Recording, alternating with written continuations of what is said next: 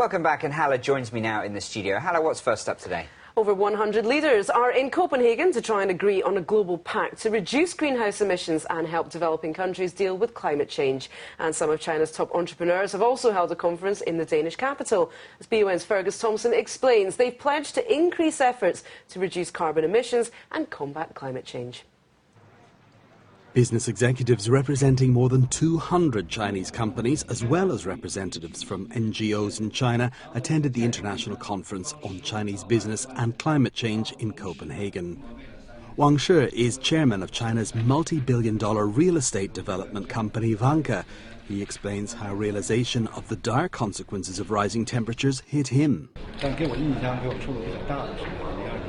A visit to Mount Kilimanjaro in Africa made a deep impression on me in 2002.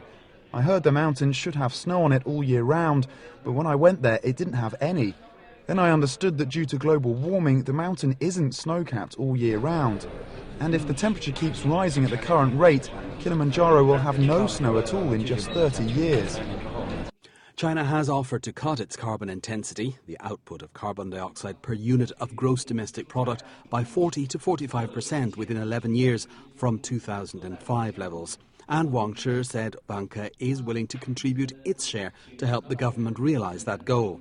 Our hope is that by 2014, renewable energy will account for 5% of all energy consumption in our residential developments.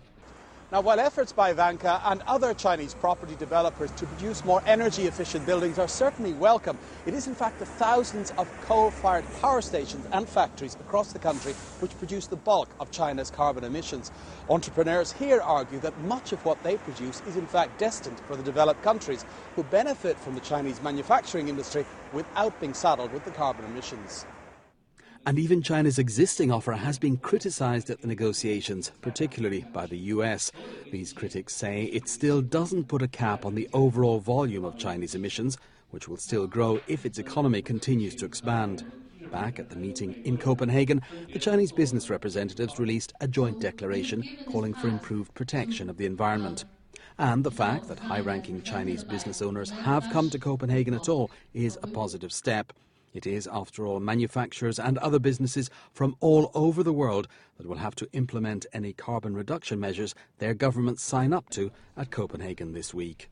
Fergus Thompson, BON.